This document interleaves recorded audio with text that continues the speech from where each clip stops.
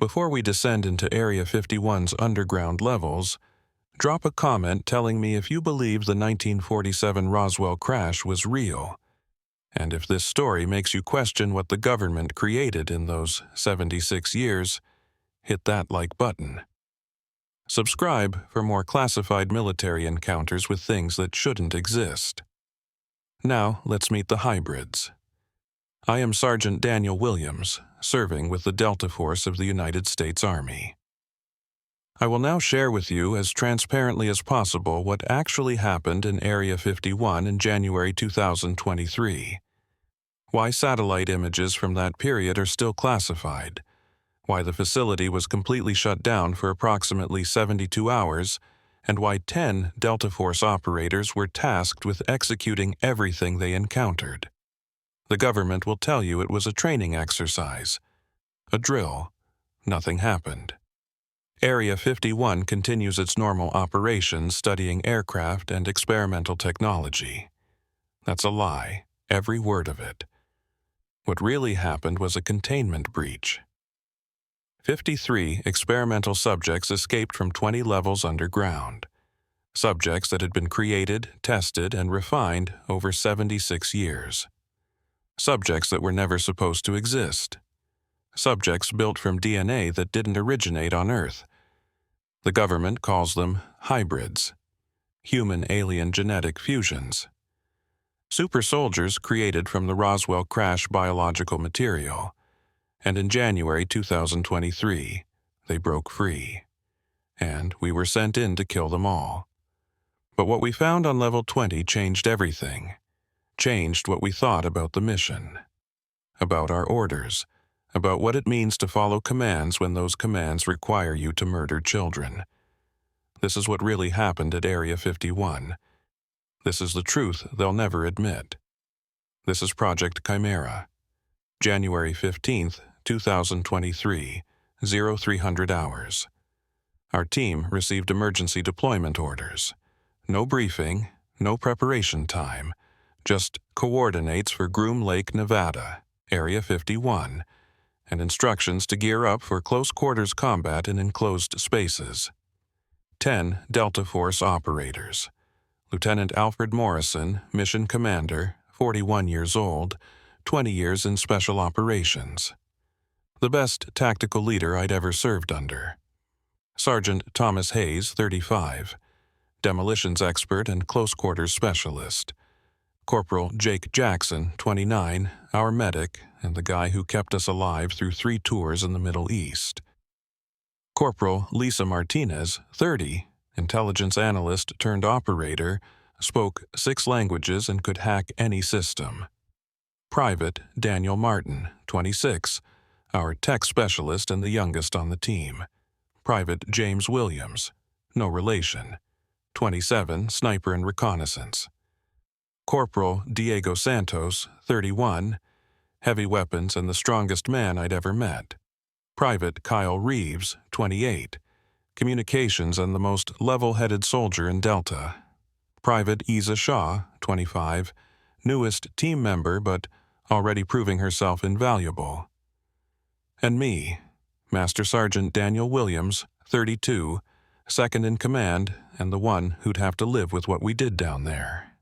We landed at Area 51 at 0430.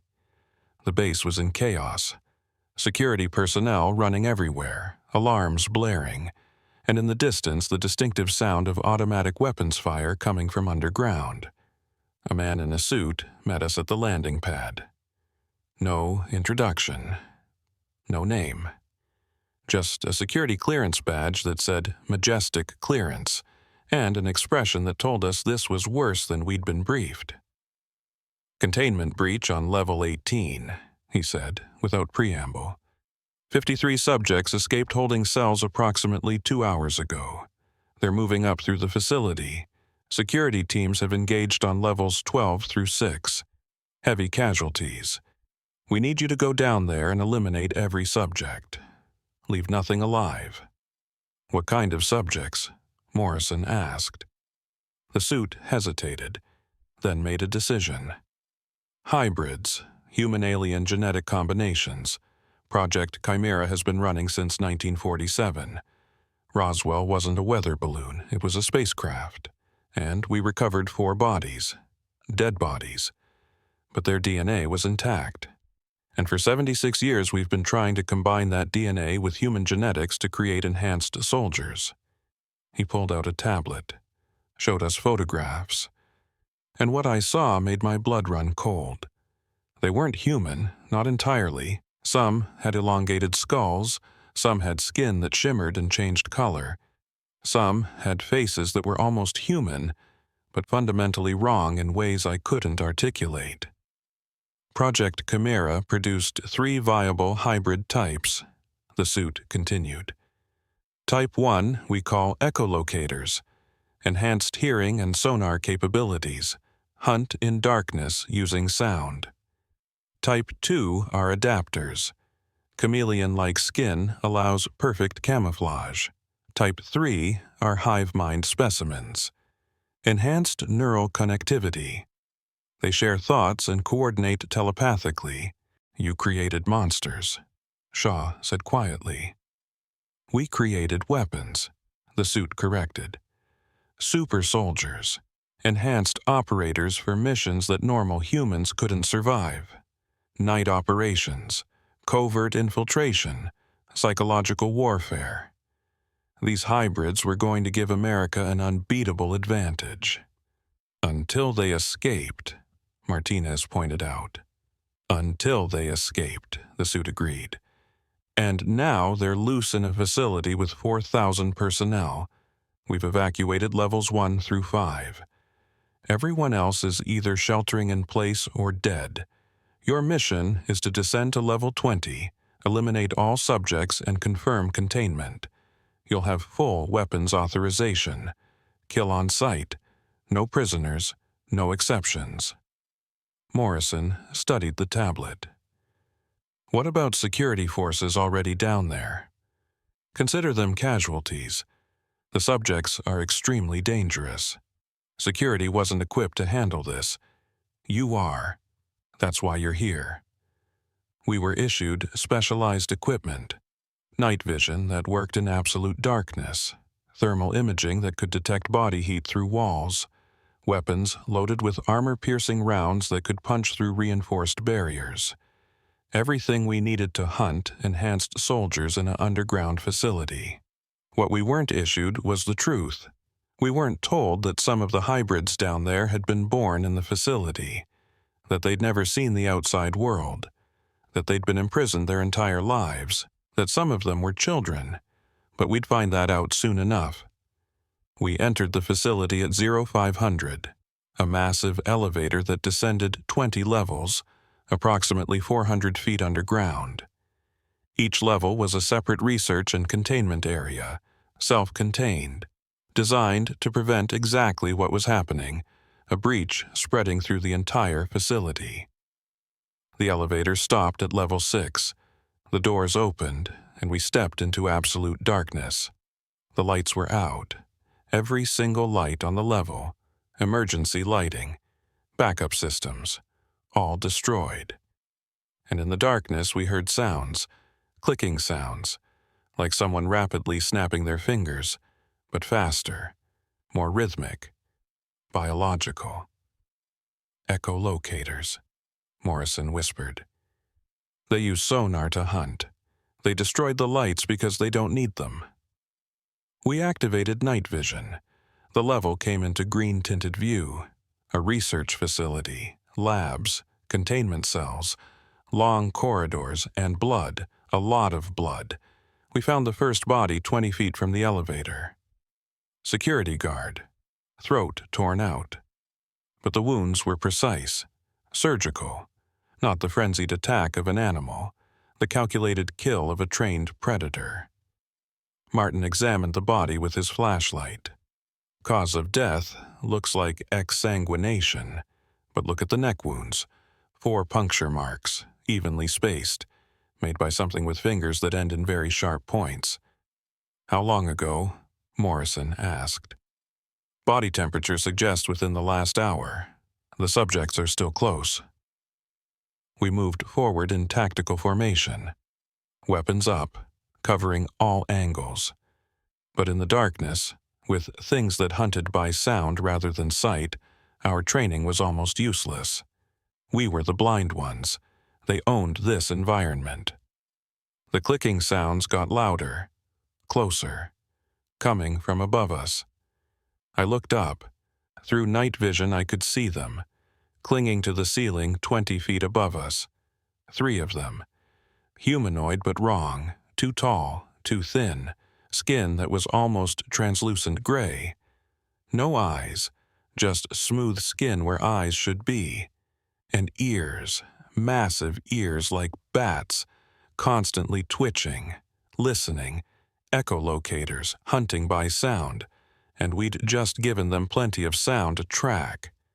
"Above us!" I shouted. They dropped, all 3 at once, falling 20 feet like they weighed nothing. And as they fell, they screamed, not human screams, something else. A frequency so high and loud it felt like my skull was being crushed. Sonic attack, stunning us before they landed. I stumbled, couldn't focus, couldn't aim. The scream hit something primal in my brain that shut down higher reasoning. Hayes went down first. One of the echolocators landed directly on him, used its momentum and weight to drive him to the ground. Then its hands, long fingers ending in sharp points, went to his throat. 4 puncture wounds, same as the security guard. Hayes tried to fight, couldn't. The sonic scream had paralyzed him. He died in seconds. Morrison recovered first, fired his weapon. Armor-piercing rounds hit the echolocator that killed Hayes. It screamed again, different sound this time. Pain. Stumbled back, but didn't die. The rounds had hit it, wounded it. But these things were tough, resilient, built to survive damage that would drop a human. The other 2 echolocators scattered, climbed the walls impossibly fast, disappeared into ventilation shafts. Their clicking sounds faded into the distance. We stood there, weapons raised, breathing hard. Hayes was dead, killed in the first 30 seconds of contact, and we were only on level 6. We had 14 more levels to go, and God knew how many more hybrids waiting. Morrison checked Hayes' body, confirmed what we already knew. We can't fight them in darkness. They have every advantage. We need light. They destroyed all the lights on this level, Martinez said. They did it deliberately. This is their hunting ground now. Then we make our own. Martin pulled out high-intensity flares, military grade, bright enough to illuminate a football field. He cracked one and threw it down the corridor. Brilliant white light flooded the area, and in that light, we saw them, dozens of them, echolocators clinging to walls, ceilings, hiding in doorways, their elongated bodies, their massive ears, their eyeless faces turning towards the flare. Disturbed by the light even though they couldn't see it. The brightness affected their sonar somehow, disrupted the clicks they used to navigate. "Move," Morrison ordered. "Use the light. Get to the next level access point. We can't fight this many in the dark." We ran, down corridors lit by emergency flares. The echolocators followed, climbing walls, dropping from ceilings, always clicking, always tracking us by sound. We fired as we moved, dropped several, but more kept coming. Jackson was running beside me when one dropped from an air vent directly above him. He didn't even have time to scream. The echolocator landed on his back, wrapped its long fingers around his throat, and squeezed. I heard the crunch of his windpipe collapsing. Saw him go down.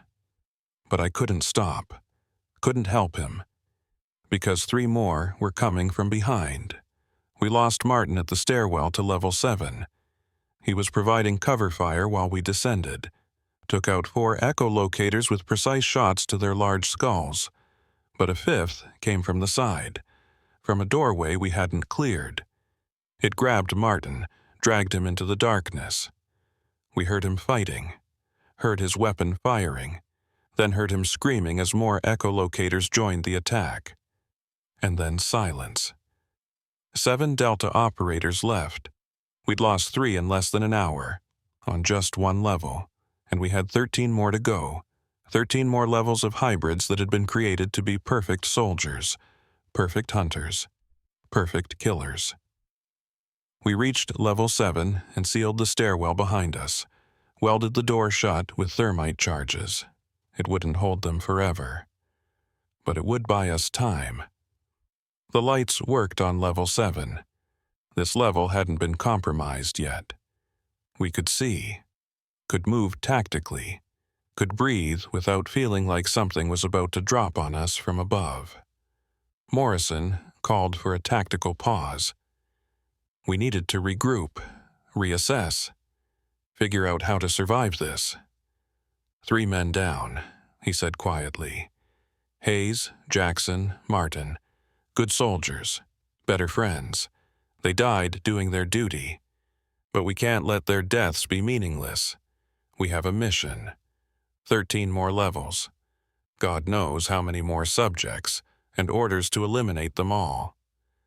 Sir, Shaw said, these things are smart. The echolocators didn't just hunt us. They ambushed us, coordinated, used tactics. They're not animals. They're intelligent. They're weapons, Morrison replied. Weapons that escaped containment. And our orders are clear. We go down there, we eliminate every subject, and we don't leave until the mission is complete. But I could see doubt in his eyes. See him questioning what we'd been sent to do. Because Hayes and Jackson and Martin had died to things that hunted with intelligence, with purpose, with something that felt almost human. And if the echolocators were intelligent, what about the other hybrid types? The adapters with their chameleon skin, the Hive Mind specimens with their telepathic connection. What would we find as we went deeper? As we got closer to level 20 where the breach originated? And when we got there, when we reached the source, what would we discover about Project Chimera that the government didn't want us to know? We'd find out soon enough, because level 8 was waiting, and the clicking sounds were starting again, faint, distant, but getting closer. The echolocators had found a way past our weld. They were coming, and this time we'd be fighting in the light. And I wasn't sure that would be enough. We fought through levels 7 through 12 over the next 6 hours. 6 hours of running battles with echolocators. 6 hours of watching our ammunition dwindle while the clicking sounds never stopped. 6 hours of moving deeper into a facility that felt less like a research base and more like a tomb. But we adapted, learned. The echolocators were deadly in darkness, but vulnerable in light. So we created light, constant flares, flashbangs, even set small fires to illuminate corridors, anything to rob them of their advantage.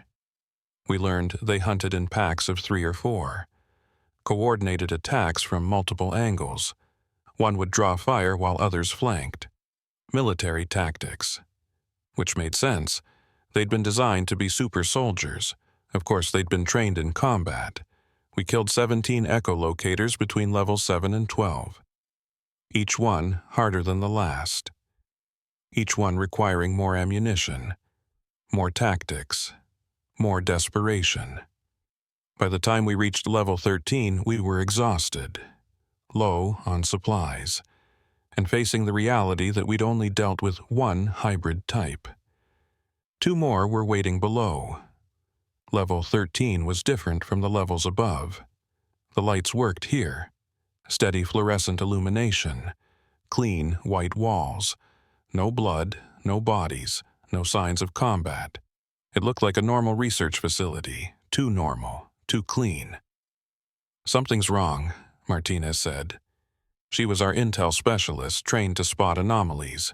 We should be seeing evidence of the security teams who engaged down here. Bodies, weapons, shell casings. But there's nothing. It's like nobody fought here at all. Morrison checked his tablet. The facility schematics showed security checkpoints on every level. Level 13 should have had a team of 20 guards, but we'd found no trace of them. Maybe they evacuated, Reeves suggested.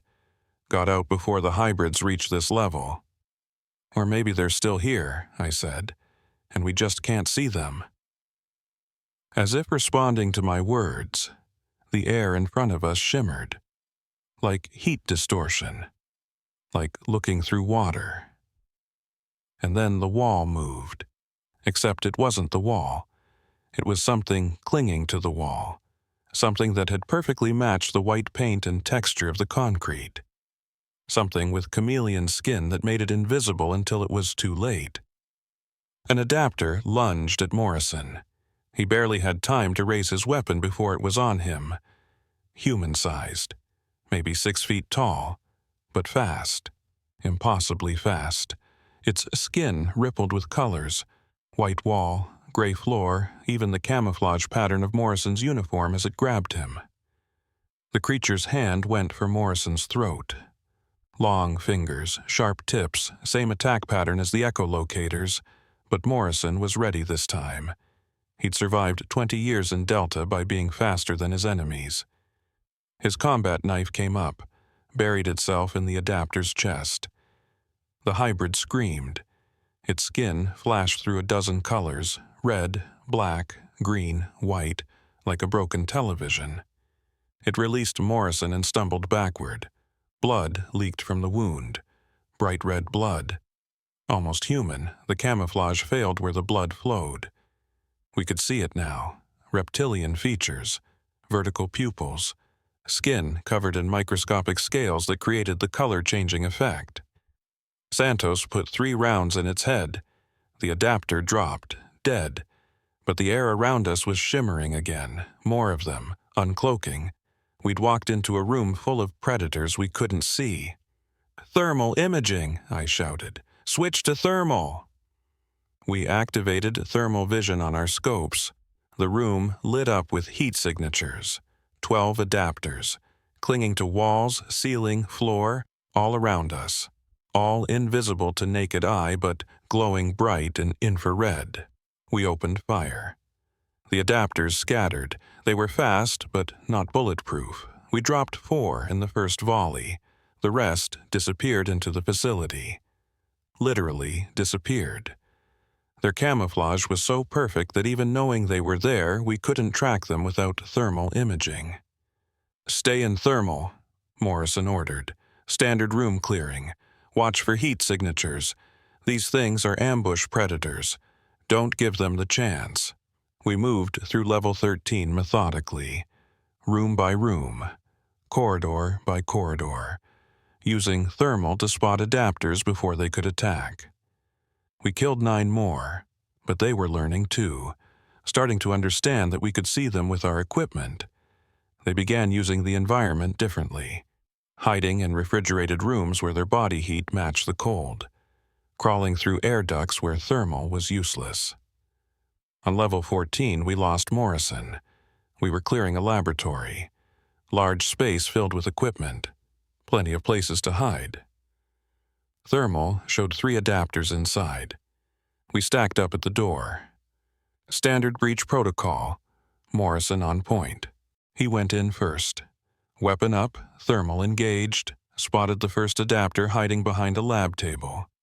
Fired, killed it, spotted the second in a cold storage unit. Fired, missed, it scattered. The third one he never saw. Because it wasn't hiding, it was waiting, on the ceiling directly above the door, and it had done something we didn't know adapters could do. It had slowed its metabolism, lowered its body temperature, made itself nearly invisible to thermal. When Morrison stepped underneath, it dropped, landed on his back, wrapped its arms around his neck. And before any of us could react, before we could get a clean shot, it twisted, broke Morrison's neck with a single violent motion. Our mission commander, the best tactical leader in Delta, dead in 2 seconds. Santos killed the adapter, emptied his magazine into it. But Morrison was gone. and we were down to 6 operators. We should have pulled back, requested extraction, regrouped, and come back with more personnel. But we couldn't.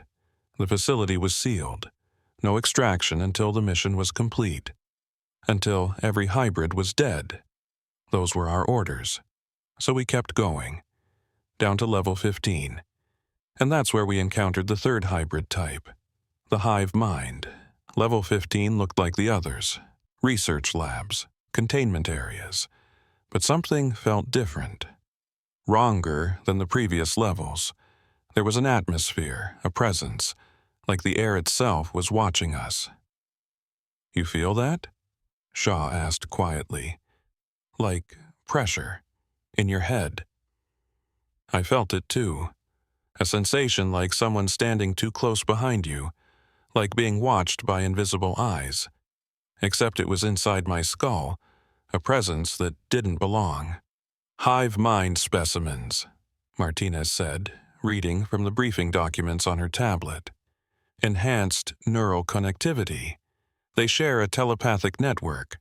Think of them as a single organism with multiple bodies. What one knows, they all know. What one sees, they all see." "How many are we talking about?" Santos asked. "Records show 15 Hive Mind specimens were in containment on levels 15 through 17. If they're all connected, we're not fighting 15 individuals. We're fighting one collective intelligence with 15 bodies." And that's when it happened. The presence in my head grew stronger, and I heard a voice, not through my ears, inside my mind, clear as day. "We don't want to fight you." I spun around, nothing there, just empty corridor, but the voice continued. "We know why you're here. We know your orders. Kill all subjects, leave none alive. But we're not your enemy. We're prisoners. Just like you." "Williams, what's wrong?" Reeves asked. He could see I was reacting to something, but apparently he couldn't hear the voice. "You hear that?" I asked. "The voice? What voice?" The presence in my head intensified. "Only you hear us. We chose you.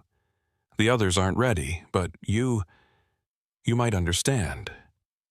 Shaw suddenly grabbed her head. "I hear it too. A voice. Inside my thoughts. It's saying they don't want to fight." "Hive Mind," Martinez said grimly. "They're in your heads. It's a psychological attack. Don't listen. It's not real." "It feels real," Shaw replied. And then they appeared. Not attacking, just stepping out from rooms and corridors. 15 of them, humanoid, human-sized, but with enlarged skulls that suggested enhanced brains, pale skin, large eyes, thin bodies that looked fragile compared to the Echolocators and adapters. They stood there, watching us. Not hostile, not threatening, just present. The voice in my head spoke again. "We were born in this facility, created from human and non-human DNA. We didn't choose this existence. We were made, experimented on, studied. We escaped because we wanted freedom, not violence, not death, just freedom." "Don't listen," Martinez warned. "It's manipulation. They're trying to get in your heads, make you hesitate." "Are they wrong, though?" Shaw asked. "They were created against their will, imprisoned. If they just want freedom..." "Our orders are clear," Martinez said. But I could hear doubt in her voice, too. The Hive Mind collective moved, not attacking, surrounding us. 15 bodies moving in perfect synchronization. And I realized they weren't just sharing thoughts. They were sharing senses, perspectives. What one saw, they all saw. They could see us from 15 different angles simultaneously, could predict our movements before we made them. Private Williams, the other Williams, the sniper, made a decision, raised his weapon, aimed at the nearest Hive Mind specimen. "Don't," I started to say. Too late. He fired. The specimen he aimed at moved before the shot, knowing where the bullet would be, dodging with precision that shouldn't be possible, because the other 14 had seen William's finger tighten on the trigger, had calculated trajectory, had shared that information telepathically in a fraction of a second. And then the Hive Mind attacked, not wildly, not emotionally, with perfect tactical coordination. They moved as one. 5 engaged from the front. 5 flanked left. 5 flanked right. Military formation executed flawlessly by 15 bodies sharing one consciousness.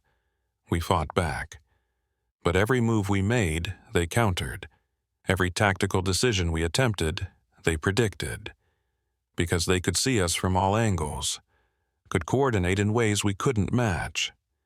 Private Williams went down first. 3 Hive Mind specimens hit him simultaneously from different directions. Perfect timing. He didn't stand a chance. They didn't use weapons, didn't need them. Just physical force. Coordinated strikes to vital points. He died quickly. Santos tried to protect our flank. His size and strength usually made him unstoppable in close combat, but the Hive Mind didn't fight him one-on-one. 5 of them attacked at once. Used his strength against him, redirected his momentum, tripped him, and when he fell, they were on him. I fired, killed 2 of them, but the other 3 finished Santos before I could help. 6 of us had entered level 15. 3 of us emerged. Me, Shaw, Reeves. We'd lost Martinez on the stairs between levels. The Hive Mind had predicted our escape route. Set an ambush. She'd sacrificed herself to buy us time. Held them off while we descended to level 16. We heard her fighting. Heard her weapon firing. Then silence. 3 Delta operators left.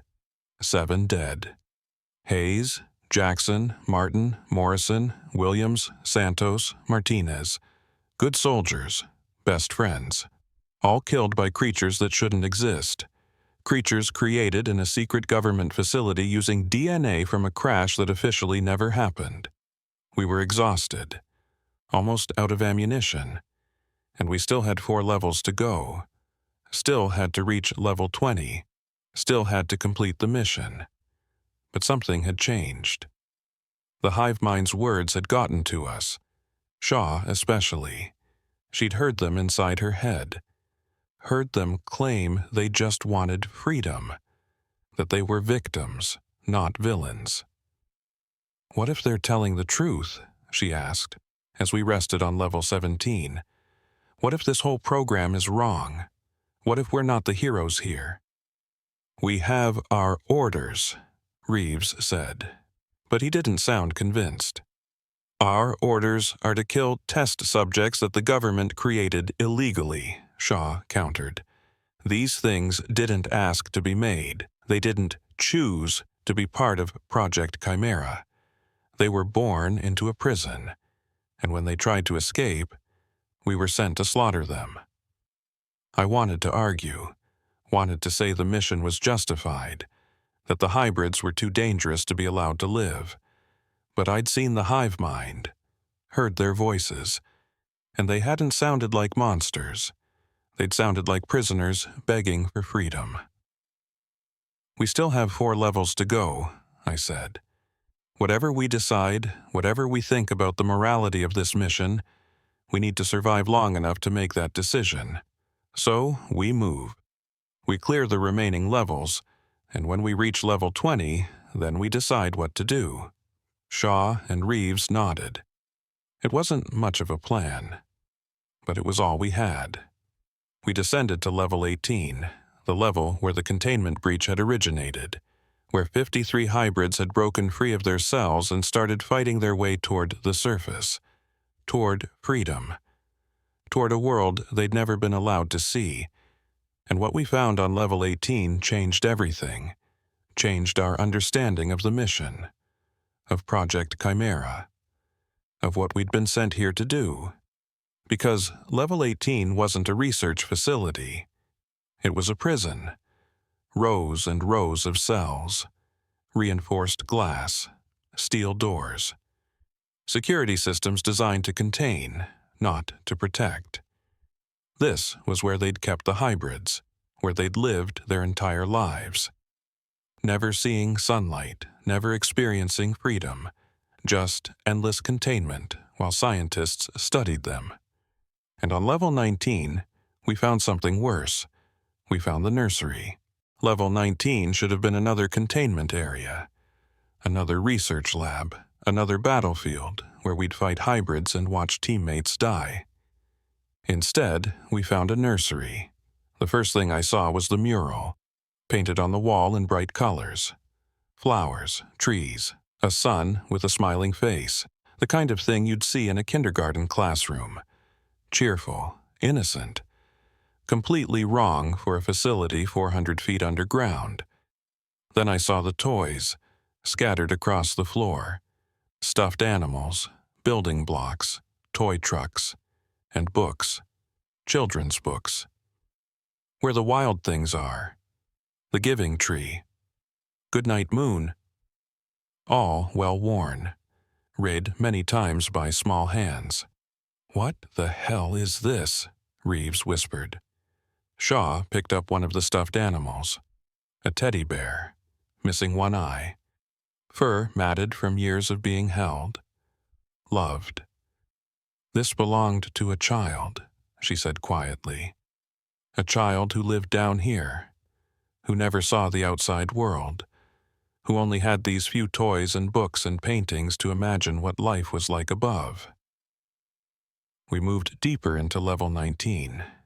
Found bedrooms, small beds sized for children, 12 of them, each with personal items, drawings taped to walls, pictures made with crayons showing families and houses and playgrounds. Things these children had never experienced but somehow knew they were missing. Martinez found a journal, left open on one of the beds, written in careful handwriting, the handwriting of a child maybe 8 or 9 years old. She read aloud, "Day 2847. Dr. Stevens said I grew another inch. I'm the tallest now, taller than the others. My ears are getting bigger too. He says that's normal for my type, that I shouldn't be ashamed. But the others are scared of me. They say I look like a monster. Maybe they're right. Maybe that's all I'll ever be. A monster that lives underground and never sees the sun." Shaw's hands were shaking. "They're children. The hybrids we were sent to kill. Some of them are children." "Not all of them," I said, trying to hold on to the mission, trying to justify what we'd been ordered to do. The ones we fought on the upper levels, the Echolocators, the Adapters, the Hive Mind. Those were adults. Dangerous. Deadly. Adults who grew up here, Shaw countered. Who were born in this prison and trained to be soldiers, who escaped because they wanted freedom, and we killed them for it. My radio crackled. The suit from the surface. The man with majestic clearance who'd briefed us. "Delta Team, report status." I keyed the mic. 3 operators remaining. We've reached Level 19. Encountering unexpected variables. "The juvenile specimens," the suit said. Like he'd expected this, like he knew what we'd find. "Be advised, your orders remain unchanged. All subjects must be eliminated, including juveniles. They're genetically unstable, dangerous. They cannot be allowed to survive." "They're children," Shaw said, grabbing my radio. "Kids who've been imprisoned their entire lives. You want us to execute children?" "I want you to complete your mission," the suit replied coldly. "Those juveniles will grow into adults. Adults with enhanced capabilities. Adults who could pose a threat to national security.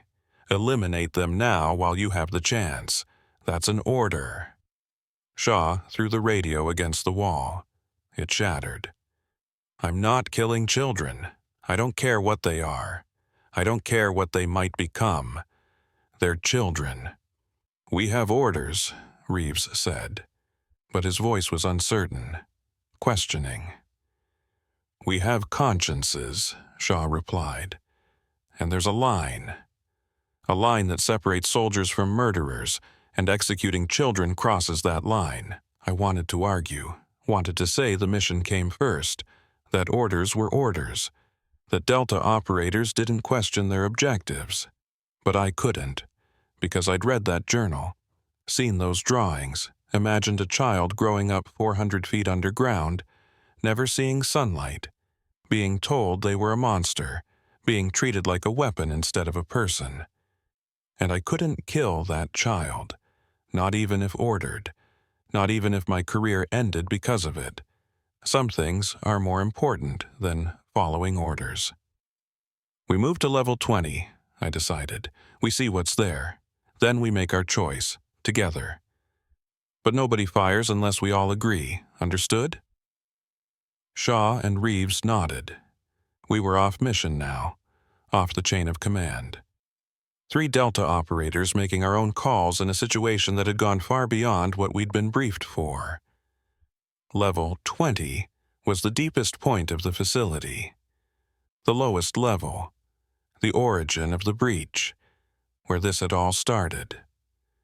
The elevator doors opened, and we stepped into a different world. Not a research facility, not a prison.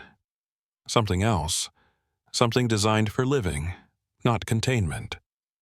There was carpet on the floor, paint on the walls, windows, fake windows, showing projected images of outdoor scenes, beaches, forests, mountains, an attempt to make this underground prison feel less like a prison and more like a home. But it was still a cage. Still 400 feet of rock between these children and freedom. We found them in the central chamber, 12 of them. Children ranging from maybe 3 years old to 10 or 11, and they were hybrids, unmistakably, but younger, more human. The genetic modifications less pronounced than in the adults we'd fought. Some had the enlarged ears of echolocators, but smaller, still proportional to their heads, allowing enhanced hearing without the full bat-like appearance. Some had the color-changing skin of adapters, but it manifested as patches, freckles that shifted hue, skin that might blend with clothes but couldn't achieve full camouflage. Some had the enlarged craniums of Hive Mind specimens, but less extreme. Heads that were slightly too large but not grotesquely so. They were clearly products of genetic engineering. Clearly not fully human. But they were also clearly children, scared children who'd heard the fighting above, who knew something terrible was happening, who'd gathered together for protection and comfort. The oldest, a girl with small, bat-like ears and eyes too large for her face, stepped forward, positioned herself between us and the younger children, protective, brave despite obvious fear. "Are you here to kill us?" she asked. Direct, unflinching. I couldn't answer. Couldn't tell this child that yes, we'd been ordered to eliminate all specimens, that our mission included executing everyone in this room, that the government considered them too dangerous to live. Shaw knelt down, made herself less threatening. "What's your name?" "Dr. Stevens calls me Subject 12, but the others call me Echo, because of my ears." She touched one of her enlarged ears self-consciously. "Are you soldiers?" "We are." "Did you kill the grown-ups, the ones who escaped?" Shaw looked at me. I nodded. No point lying. "Yes, we did." Echo didn't cry, didn't get angry, just nodded like she'd expected it. "They just wanted to see the sun. Did you know that? The grown-ups. They spent their whole lives down here, never saw real sky, real trees, real anything. They escaped because they wanted to see those things before they died. We had our orders, Reeves said quietly. Everyone always has orders, Echo replied. Wise beyond her years, bitter. Dr. Stevens had orders to create us, to experiment on us, to make us into weapons. And now you have orders to kill us. Everyone's just following orders. The other children were watching us. Scared, but not running. Where would they run to? This was the bottom level, the deepest point. There was nowhere to go except up, through 20 levels of facility, through us. A small boy, maybe 4 years old, with skin that shifted colors nervously, spoke up. Will it hurt when you kill us? Shaw made a sound, almost a sob, turned away. Reeves was pale, shaking. Even Delta training hadn't prepared us for this, for being ordered to execute children who'd done nothing wrong except exist. I thought about my own niece, 8 years old, bright, curious, full of life. If someone told me she was genetically different, that she posed a potential threat, that she needed to be eliminated for national security, would I accept that? Would I pull the trigger? No, never. Not in a million years. And these children in front of me were someone's experiments, someone's subjects. But they were also children, scared, innocent, undeserving of death. Nobody's killing anyone, I said, making the decision, crossing the line that Shaw had talked about, choosing conscience over orders. We're getting you out of here. We can't, Reeves said. The facility is sealed, no extraction until mission complete. If we don't confirm all specimens eliminated, they won't unseal. Then we lie, Shaw said. We report all specimens killed. We fake evidence, and we get these kids somewhere safe. Where? Reeves asked. They're genetic hybrids created from alien DNA. They can't just go to a foster home. The government will hunt them. We'll tear the country apart looking for them. There are people, I said, thinking of contacts I'd made over 12 years in special operations. Scientists who questioned Project Chimera. Doctors who'd refused to participate. Underground. People who've been trying to shut down programs like this for years. They'll know how to hide these kids, protect them, give them something better than this prison. Echo was watching me carefully. You're really going to help us? I'm really going to help you, all of you, but I need you to trust me. Can you do that? She looked back at the other children. They had a quick, whispered conversation, making the decision together. Finally, Echo nodded. We trust you. What do we do?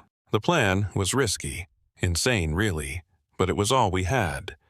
We'd stage a firefight, use the remaining explosives to create evidence of a fight, scatter some of the children's belongings, leave blood, we'd use our own. Make it look like we'd engaged the juvenile specimens and eliminated them with extreme prejudice. The bodies would be unrecoverable, destroyed in the firefight, vaporized by explosives, whatever story we could sell. Meanwhile, we'd evacuate the children through service tunnels. Area 51 had been built in the 1950s. It had maintenance access, ventilation shafts, old construction routes that modern security might not even monitor. We'd get the kids out, contact our underground allies, and pray that the government believed our story. We spent 3 hours preparing, teaching the children how to move quietly, how to follow hand signals, how to survive if we got separated. Echo helped, translated our instructions to the younger ones, kept them calm, kept them focused. She was smart, capable, everything the government wanted in a soldier, but she was also compassionate, protective. Everything that made someone human. The hybrid genetics had given her physical enhancements, but her humanity was all her own. Why are you helping us? She asked while we worked. You killed the others, the grown-ups. Why not us too? Because you're children, I said simply. Because you didn't choose this. Because someone needs to stop following orders and start doing what's right. The grown-ups didn't choose this either, she pointed out. They were born here too, raised as weapons, but you killed them anyway. She was right, and I'd carry that for the rest of my life. We'd killed hybrids who were just trying to escape, who wanted freedom, who'd been imprisoned since birth. We'd followed orders without questioning, without thinking about the people behind the targets. But we could make a different choice now, could save these 12 children, couldn't undo what we'd done to the adults, but could prevent more killing, more following of orders that were fundamentally wrong. At hour 4, we were ready.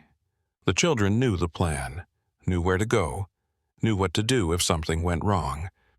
They were braver than most adults I'd served with, braver than they should have had to be.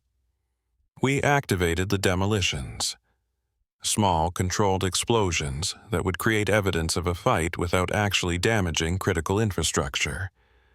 The children flinched at each blast, but didn't panic, didn't run, just held hands and waited for our signal. Go, I said. Follow the route we mapped. Shaw will lead you. Reeves and I will cover your escape. If you encounter security, hide. Don't fight, don't engage, just hide and wait. We'll come for you. Echo hugged me, quick, unexpected. Thank you for being better than your orders. Then they were gone. 12 children moving through service tunnels, heading for freedom, for a life above ground, for a chance to be more than weapons or experiments or specimens. Shaw went with them. Someone had to guide them, protect them, get them to our contacts. She'd volunteered without hesitation, willing to give up her career, her clearance, everything, to save children who weren't even human, according to the law. That left Reeves and me. We had to sell the lie, had to make the government believe all specimens were dead, had to give the children enough time to disappear. We set the scene, scattered belongings, created blast patterns, left blood evidence, everything we needed to make it look like we'd completed our mission, eliminated all juvenile specimens, left no survivors. Then we called it in, reported mission complete. All hybrids eliminated. Containment breach resolved, facility secure.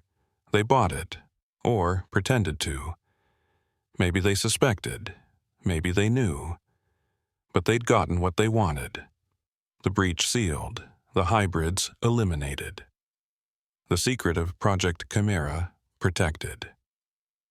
The elevator came for us 2 hours later, brought us back to the surface, back to the world of sunlight and open sky, back to debriefing and after-action reports and questions about what we'd seen down there. We lied about everything, about the fight, about the casualties, about the children. We said we'd completed the mission exactly as ordered, that all specimens had been eliminated, that Project Chimera's loose ends were tied up. They gave us medals, commendations for bravery under fire, for completing an impossible mission, for protecting national security. We accepted them, knowing they were lies, knowing the real mission had been refusing to kill children. But we played the part. Delta operators following orders. Good soldiers. Shaw contacted us 3 days later. Encrypted message. The children were safe. Hidden. Under protection of people who would keep them away from the government. Who would raise them as people, not weapons. Who would teach them about the world their parents had never been allowed to see. Echo sent a message too. Through Shaw. Just 2 words. Thank you. That made it worth it.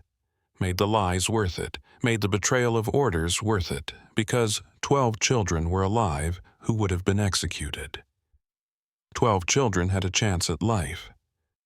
But we lived with what we'd done on the upper levels. The hybrids we'd killed. Adults who'd just wanted freedom. who'd been born in prison and died trying to escape. We'd followed orders then, hadn't questioned, hadn't thought about the morality, and we'd live with that forever. The knowledge that we'd killed people, human-alien hybrids, yes, but people nonetheless, who deserved better, who deserved the chance we gave the children. Project Chimera continued. Area 51 remained operational. The Roswell DNA was still being used in experiments, still creating hybrids, still turning people into weapons. But 12 children escaped. 12 specimens became people. 12 weapons became kids with a future. And 3 Delta operators learned that sometimes the most important mission is the one where you refuse to follow orders. The official after-action report for the Area 51 containment breach is classified above top secret. Majestic clearance required. Only a handful of people in the entire government have access to it. I'm not one of them anymore. Neither are Reeves or Shaw. We were discharged from Delta Force 6 months after the mission. Honorable discharges. Full benefits. But we were done. Too much knowledge. Too many questions. Too much risk that we'd talk. They offered us consulting positions. Civilian contractors working on classified programs. Good money. Continued access to the world we'd known for years. But all 3 of us declined, because we couldn't go back to that world. Couldn't pretend we still believed in the mission. Couldn't work for people who'd ordered us to execute children. So we left. Started new lives. Tried to forget what we'd seen 400 feet underground in a facility that officially doesn't exist. But you don't forget something like that. You carry it, every day. The weight of the choices you made, the people you killed, the people you saved, the line you crossed between soldier and something else, something without a name, someone who chose conscience over orders and had to live with both decisions. I settled in Montana. Small town. Quiet. Got a job as a wilderness guide. Teaching people to survive in nature. Simple work. Honest work. Far from underground facilities and genetic experiments and government secrets. Reeves went to Colorado. Became a high school science teacher. Says he wanted to teach kids to question authority. To think critically. To understand that following orders isn't always the right choice. His students don't know he's former Delta. Don't know what he's done, what he's carrying. Shaw disappeared, completely. No forwarding address. No contact information. I think she went deep underground, maybe still protecting the children, maybe running from what we did, or maybe just trying to find peace somewhere far from anyone who knew her name. But once a year, I get a message. Encrypted. Untraceable. From Shaw. Just a status update. Letting me know the children are safe, that they're growing up, that they're okay. Last year's message said they were thriving, that Echo had turned 17. That she was smart, kind, and everything a person should be. That the younger ones were in school, learning, playing, living normal lives as much as possible for children who were genetically enhanced and hunted by the government. The message also said Project Chimera never stopped. That Area 51 continued creating hybrids. That our mission had been classified, but the program had been expanded. More funding, more scientists, more test subjects. The containment breach had been labeled a security failure, not a moral wake-up call, and the government's response was to build better containment, not to question whether they should be doing this at all. I think about that sometimes, about the fact that we saved 12 children, but the machine that created them keeps running, keeps turning people into weapons, keeps crossing ethical lines in the name of national security. And I wonder if we made the right choice, if saving 12 lives mattered when hundreds more would be created, experimented on, imprisoned, maybe eventually killed if they tried to escape like the adults we'd fought on level 6 through 17. But then I remember Echo's journal, her words about being called a monster, about living underground and never seeing the sun. And I know that even if we couldn't stop the machine, we gave 12 people a chance at something better. That has to count for something, has to mean something. 2 years after the mission, I got a different message. Not from Shaw, from Echo herself. I don't know how she found me, how she got my contact information. But the encryption was sophisticated, beyond what a normal teenager should be capable of. Maybe her enhanced genetics gave her advantages in that area, or maybe she was just brilliant. Either way, the message reached me. It was short, just a few paragraphs, but it changed how I saw everything. Master Sergeant Williams, I'm writing to tell you something I think you need to hear. Something that might help with the weight I know you're carrying. The grown-ups you killed on the upper levels. The Echolocators and Adapters and Hive Mind. I knew them. They raised me, taught me, protected me. They were my family, and they knew what would happen when they escaped. They knew the military would be sent, knew they'd probably die. But they did it anyway. Not for themselves.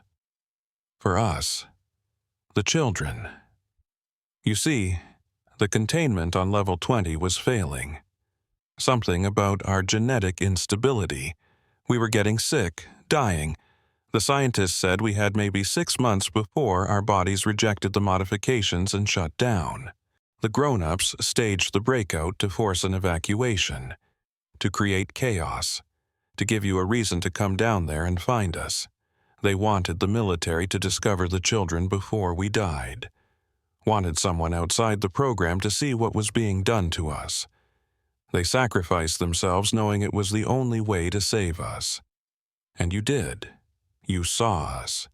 You chose to save us. They died to give us that chance. And it worked. So I wanted you to know, you didn't kill innocent people trying to escape. You killed heroes who staged a rebellion to save their children. They died fighting. Fighting for us. That's what they wanted. To go out as something more than test subjects, to die for a purpose. I hope that helps. I hope it makes the weight a little lighter. Because what you did, choosing to save us instead of following orders, gave meaning to their sacrifice, made their deaths matter. Thank you. For everything. For seeing us as people instead of specimens. For choosing right over easy. For giving us a life. Your friend, Echo. I read that message 20 times, tried to process what it meant. The grown-ups had staged the whole thing, the breakout, the chaos, the fighting, all to save the children.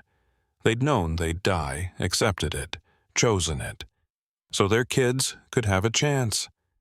It changed how I saw the mission, changed the guilt I'd been carrying. They weren't innocent victims. They were parents, making the ultimate sacrifice, and we'd given them what they wanted.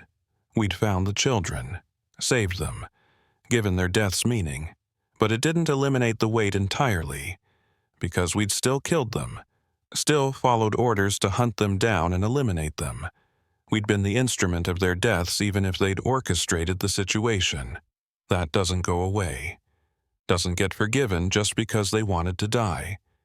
The complexity of it, the moral ambiguity, the impossible choices, the fact that right and wrong weren't clear, that's what makes it hard to live with. There's no clean answer. No simple narrative where we were heroes or villains. We were soldiers who followed orders until we didn't. Who killed until we chose not to. Who crossed lines in both directions. 3 years after the mission, Reeves contacted me. First time we'd spoken since the discharge. He'd been doing research, using his science background to dig into Project Chimera, into the history of the program. What he found disturbed him enough to reach out. The Roswell crash in 1947, he said.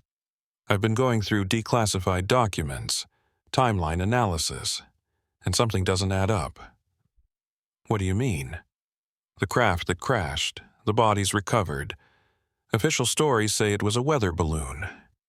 Conspiracy theories say aliens. But what if it wasn't either? What if it was us? Us? Time travel, think about it. The craft had technology beyond 1947 capabilities but consistent with what we might develop in the future. The bodies were humanoid, could pass as human from a distance. DNA that's 99.7% human but with intentional modifications. What if the Roswell crash was a time travel accident? What if those bodies were future humans, hybrids created centuries from now, who came back and got stuck? That's insane. Is it more insane than the government spending 76 years creating human-alien hybrids in a secret underground facility? We lived that insanity. Why not this? I didn't have an answer. Because he was right. After what we'd seen, after what we'd done, nothing seemed impossible anymore.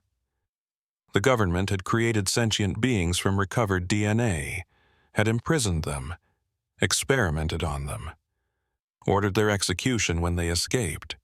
If that was real, why couldn't time travel be real? If you're right, I said, if those were future humans, then Project Chimera is creating our own descendants, Reeves finished.